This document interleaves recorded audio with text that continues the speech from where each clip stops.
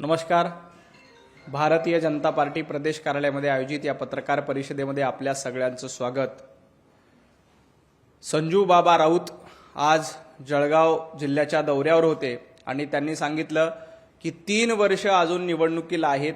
3 वर्षानंतर लोकसभा निवडणूक आहे आणि या 3 वर्षाचे उमेदवार आत्तापासून ठरवले पाहिजे.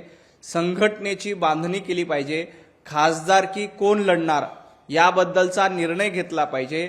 अशा पद्धतीचा सल्ला संजू बाबा राऊत यांनी जळगावमध्ये बसून उद्धवजी ठाकरे यांना मुंबईमध्ये दिलाय.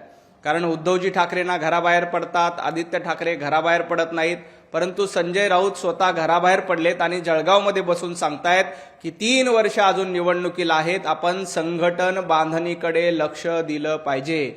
हा घरचा आहेर संजू बाबा राऊत यांनी उद्धवजी ठाकरे यांना दिलेला आहे. ही पहिली वेळ नाही. याआधी देखील जेव्हा शरद पवार साहेबांना भेटायला संजय राऊत गेले होते त्यावेळेला ट्विट केलं होतं. ट्विटमध्ये संजय राऊतांचं एक वाक्य होतं की शरद पवार या वयात देखील राज्यभर फिरायला तयार आहेत.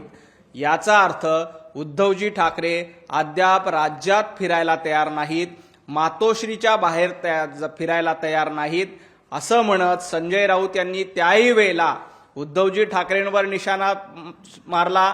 आता देखील जळगावमध्ये बसून उद्धवजी ठाकरे यांना घरचा आहेर देण्याचं काम केले की अजून 3 वर्ष निवडणुकीला आहेत, आत्ता तरी घराच्या बाहेर पडा, आत्ता तरी उमेदवार ठरवा. अशा पद्धतीचं आव्हान संजू बाबा राऊत यांनी उद्धवजी ठाकरे आणि आदित्य ठाकरे यांना केलं आहे. त्यामुळं उभाटा गटातली असलेली दुफळी पुन्हा एकदा जळगावच्या पत्रकार परिषदेच्या निमित्ताने चव्हाट्यावर आलेली आहे.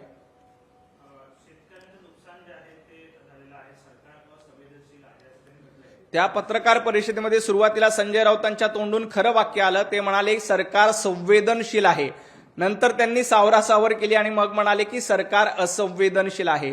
संजय राऊत असंवेदनशील सरकार हे महाविकास आघाडीचं होतं.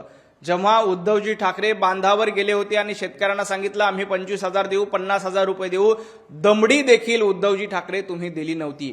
आता जळगावमध्ये, मराठवाड्यामध्ये, उत्तर महाराष्ट्रामध्ये आणि काही ठिकाणी अवकाळी पावसामुळे शेतकऱ्यांचं नुकसान झालंय, विशेषतः केळी बागांचं नुकसान झालंय.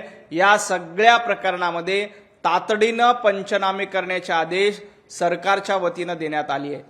एवढंच नाही तर तातडीनं नुकसान भरपाई देण्यासाठी देखील सरकार प्रयत्नशील आहे. हे सरकार शेतकऱ्यांच्या प्रति संवेदनशील आहे.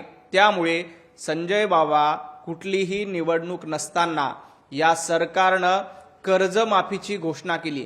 2 लाखापर्यंतचं कर्ज माफ करण्याचं काम कुठलीही निवडणूक नसताना या सरकारनं केली. कारण हे सरकार देवाभाऊचं सरकार आहे.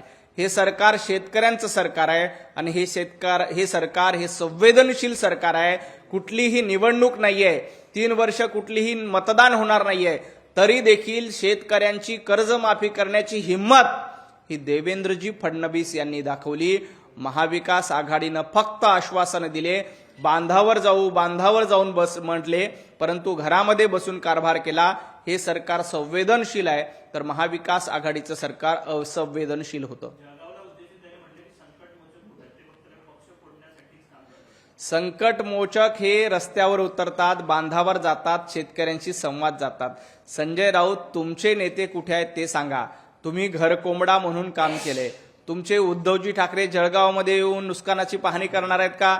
आदित्य ठाकरे मराठवाड्याच्या बांधावर जाऊन शेतकऱ्यांचं सांत्वन करणार आहेत का? मागच्या वेळेला संजय राऊत असंच कुठलं तरी नुकसानीचा दौरा करण्यासाठी गेले होते आणि मर्सिडीजमध्ये बसून काजू बदाम खात बसले होते. अशा पद्धतीची संवेदनशीलता तुम्ही संकटाचं आणि संकटमोचनचं बोलण्याचा अधिकार तुम्हाला नाही. कारण गिरीश भाऊ हे संकटमोचक देखील आहेत आणि तुमच्यासारख्या नाकर्तेपणाला कर्दनकाळ म्हणून देखील ते काम करतात. ज्या पद्धतीनं महाविकास आघाडी सरकारचा नाकर्तेपणा होता त्यावेळेला त्या सरकारचा कर्दनकाळ होण्याचं काम देखील या संकटमोचकांनी केलं होतं. हे संजय राऊतांनी विसरू नये. जळगावमध्ये गुंडशाही कुणाची आहे? उभाटा गटाची गुंडगिरी सुरू आहे. संजू बाबा राऊत ज्या पद्धतीनं, त्याच पत्रकार परिषद संजय राऊत म्हणतात की जळगावमध्ये पोलिसांच्या माध्यमातून गुंडगिरी आहे आणि त्याच पत्रकार परिषदेमध्ये सांगतात की संदीप कर्णिक खूप चांगलं काम करतात. काहीतरी एक ठरवा. एका बाजूला सांगायचंय पोलिसांच्या माध्यमातून जळगावमध्ये गुंडगिरी आहे आणि दुसऱ्याच बाजूला सांगायचंय त्याच पत्रकार परिषदेमध्ये की संदीप कर्णिक नावाचे अधिकारी खूप चांगलं काम करतायत, त्यामुळे अशोक खरातला बेड्या टाकल्या, अशोक खरातला अटक झाली. संजय राऊत काहीतरी एक ठरवा. उद्धवजी ठाकरे रोज उठून युटर्न घेतात, ती सवय आता तुम्हाला देखील लागलेली आहे. उद्धवजी ठाकरेंनी सांगितलं मी विधान परिषदेच्या निवडणुकीमध्ये आमदारकीचा राजीनामा देतो. 6 वर्ष टर्म संपली, आमदारकीचा राजीनामा दिला नाही. आता दुसऱ्यांदा आमदारकी मिळते का यासाठी सोनिया गांधींसमोर मुजरा घालावा लागतोय. आणि संजय राऊत तुम्ही त्याच पत्रकार परिषदेमध्ये सांगतात की संदीप कर्णिक चांगलं काम करतात आणि त्याच पत्रकार परिषदेमध्ये म्हणतात की नाशिकमध्ये पोलिसांची गुंडगिरी सुरू आहे. नेमकं काय ते एक ठरवा आणि मग पत्रकार परिषद घ्या. अशोक खरात प्रकरणाला सोडून त्यांनी पंतप्रधान मोदी आणि लालकृष्ण अडवाणींवरती सुद्धा टीका केली आहे. तर आसाराम बापू आहे राम रहीम यांच्या दरबारामध्ये मोदी आणि अडवाणी सुद्धा जायचे असं त्यांनी म्हटलं. कुणाच्या दरबारात कोण जायचं हे सांगण्याच्या भानगडीत राऊतांनी पडू नये. ज्या पद्धतीनं भोंदू बाबा खरात याचे कारनामे समोर आले त्याला तातडीनं अटक करण्याची हिंमत कोणी केली असेल तर भारतीय जनता पार्टीच्या सरकारने, देवाभाऊच्या सरकारने केली. आसाराम बापूंचे काही काळे कारनामे समोर आले, बाबा राम रहीमचे काही काळे कारनामे समोर आले, त्यांच्यावर देखील कारवाई कुणाच्या सरकारमध्ये झाली? ते भारतीय जनता पार्टीच्या सरकारमध्ये झाली. त्यामुळे कुठलंही चुकीचं कृत्य असेल तर त्याला आम्ही पाठीशी घालत नाही. उद्धवजी ठाकरे यांचा स्वभाव होता की वाझेसारख्या गुंडाला खंडणी वसूल करणाऱ्याला देखील तो काय लादेन आहे का असं म्हणून समर्थन उद्धवजी ठाकरे मुख्यमंत्री असताना करत होते. हे भारतीय जनता पार्टीचं, पंतप्रधान नरेंद्र मोदीजींचं आणि महाराष्ट्रात देवेंद्रजींचं सरकार आहे. इथं कुणी असो त्याला पाठीशी घातलं जात नाही. आपण बघा आसाराम बापू प्रकरणात देखील कोर्टाने शिक्षा सुनावली, त्याप्रमाणे कारवाई सुरू आहे. बाबा राम रहीम यांच्या प्रकरणामध्ये देखील जेलमध्ये जाऊन कारवाई सुरू आहे, त्यांना अटक करण्यात आली. आणि भोंदू बाबा अशोक खरात यांच्यावर कारवाई होऊ नये यासाठी संजू बाबा राऊत देखील प्रयत्न करत होते, परंतु तसं झालं नाही. भोंदू बाबा अशोक खरातवर कारवाई करण्याचं काम हे देवाभाऊंनी केलेलं आहे.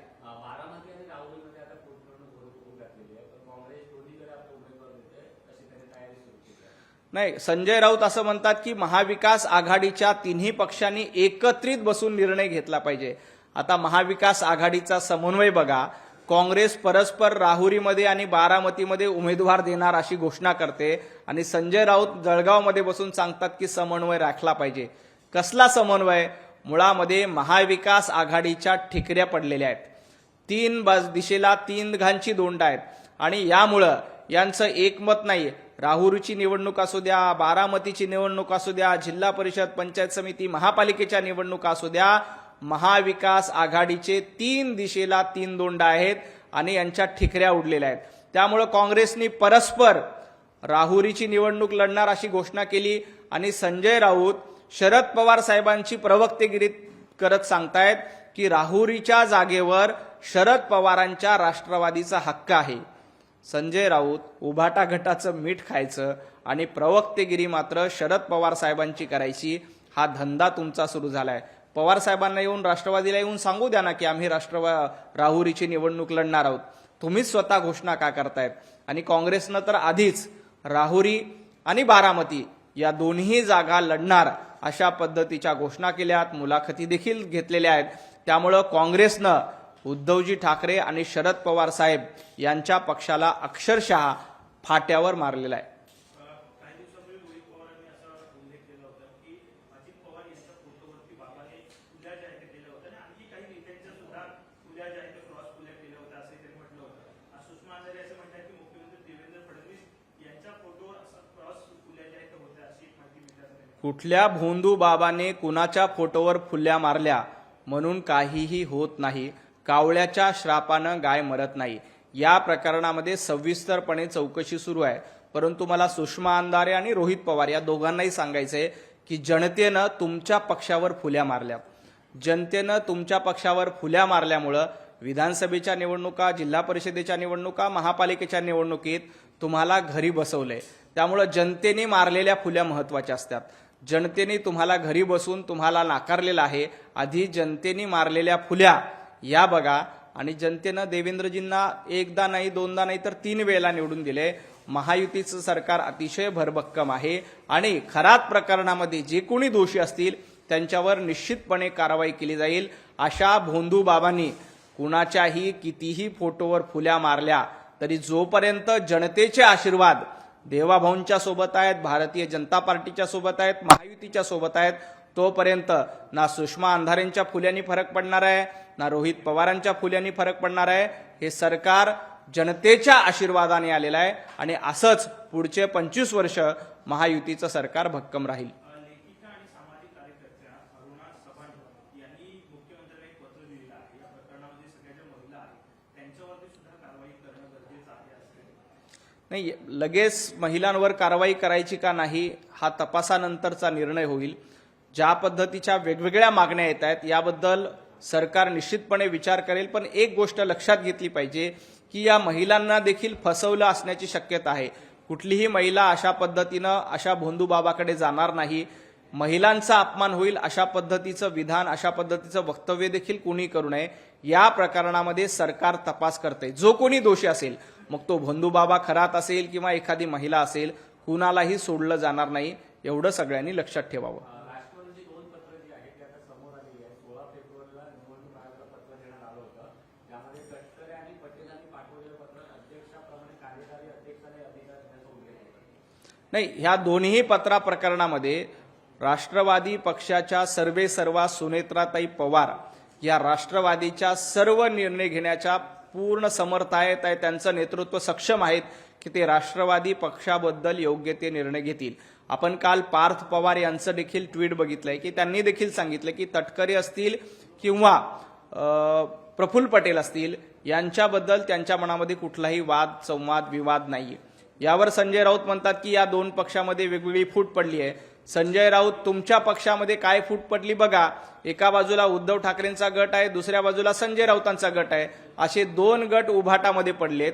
आधी आपल्या पक्षामध्ये पडलेल्या 2 गटाबद्दल बोला आणि मग तटकरे असतील, प्रफुल्ल पटेल असतील किंवा राष्ट्रवादी काँग्रेस असेल याच्याबद्दल बोला. आधी आपल्या खाली काय जळतंय याचा विचार संजू बाबा राऊत यांनी केला पाहिजे. दिल्लीमध्ये आता ऑपरेशन टायगरची चर्चा सुरू झाली आहे. ठाकरेंचे खासदार शिवसेनेच्या स्नेहभोजनाला गेल्यामुळे ऑपरेशन टायगर होतं. ज्या दिवशी ऑपरेशन टायगर होईल त्या दिवशी ते कोणालाही कळणार नाही.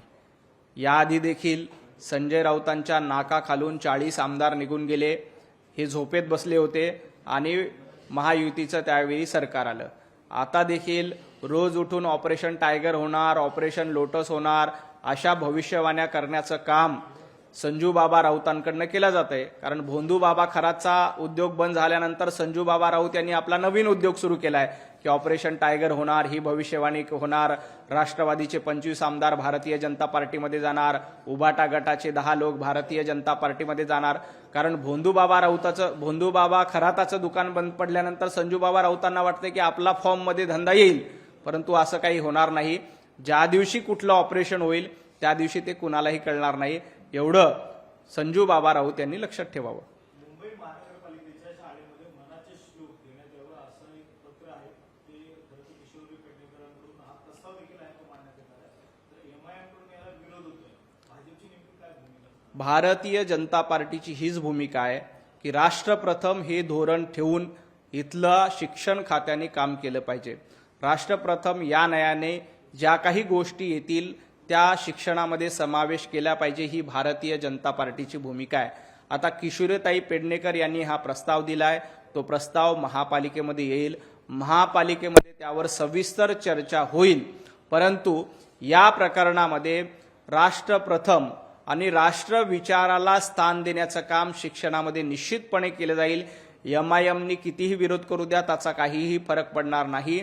MIMनी आपल्या पक्षाचा विचार करावा.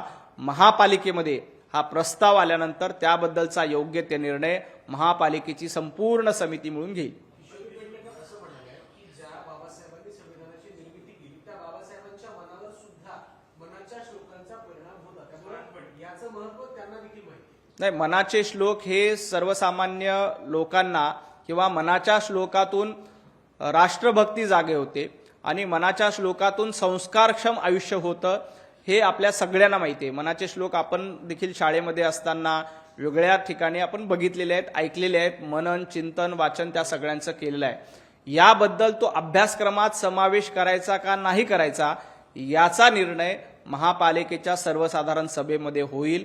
परंतु ज्या ज्या साहित्यामध्ये, मग ते रामदास स्वामींचं साहित्य असो किंवा तुकाराम महाराजांचं साहित्य असो, ज्ञानेश्वर माऊलींचं साहित्य असो, ज्या ज्या साहित्यातून संस्कार मिळतात, ज्या ज्या साहित्यातून राष्ट्रभक्तीचा विचार येतो, असं सगळं साहित्य ते शिक्षणामध्ये समावेश केलं पाहिजे। ही सुरुवातीपासून भारतीय जनता पार्टीची भूमिका आहे। मुंबई महापालिकेने पारदर्शक कारभार मुंबई महापालिकेत व्हावा यासाठी आता सत्ताधारी जे भाजप आहे पक्षाने त्यांनी 1000 पेक्षा अधिक कोटीचे टेंडर जे आहेत ते रद्द केले आहे, स्टे दिलेला आहे। जे जुन्या काळात जे टेंडर काढण्यात आले होते त्यांना स्टे दिले नाही, महाविकास मागच्या वेळेला जेव्हा प्रशासकाचं कारभार होतं त्यावेळेला टेंडर भरताना काही नियमांची पायमल्ली करण्यात आल्याची माहिती मिळाली। त्यामुळं अशा पद्धतीचे जे काही टेंडर होते ते रद्द करण्याचं काम महापालिकेच्या माध्यमातून केलेलं आहे। भारतीय जनता पार्टीची पहिल्या दिवसापासून स्पष्ट भूमिका आहे, मुंबई महापालिकेतला एक एक पैसा हा मुंबईकराचा पैसा आहे, जनतेचा पैसा आहे। त्याच्यामध्ये कुठेही भ्रष्टाचार होणार नाही। तो संपूर्ण कारभार पारदर्शक असला पाहिजे, ती संपूर्ण प्रक्रिया पारदर्शक असली पाहिजे। त्यामुळेच अशा पद्धतीचे जी काही टेंडर आहेत ते रद्द करण्याचं काम करण्यात आलंय। ही टेंडर पुन्हा नव्यानं काढली जातील। पारदर्शक पद्धतीनं मुंबईचा कारभार करणं हे भारतीय जनता पार्टीचं देवाभाऊंचं स्वप्न आहे। त्यामुळे आम्ही अतिशय पारदर्शक पद्धतीनं येणाऱ्या काळामध्ये कारभार करू, त्याच दिशेनं टाकलेलं हे एक पाऊल आहे। तुम्ही आता म्हणाल की प्रशासकीय राजवटीमध्ये काही टेंडरमध्ये अनियमितता झाली, त्या काळात ज्यांनी निर्णय घेतले तत्कालीन आयुक्त असतील किंवा खालची यंत्रणा असेल त्यांच्यावर कधीपर्यंत कारवाई? नाही, तपास करून त्याच्यामध्ये जर का कोणी दोषी असेल तर निश्चितपणे त्याच्यावर कारवाई केली जातील, कोणालाही सोडलं जाणार नाही। मुंबई महानगरपालिकेने महिलांसाठी ए वॉर्डमध्ये एक प्रकार जो आहे तो उघडकीस आलेला आहे। महिलांसाठी विशेष कारमध्ये शौचालय ते तयार करण्यात आले होते आणि त्यामध्ये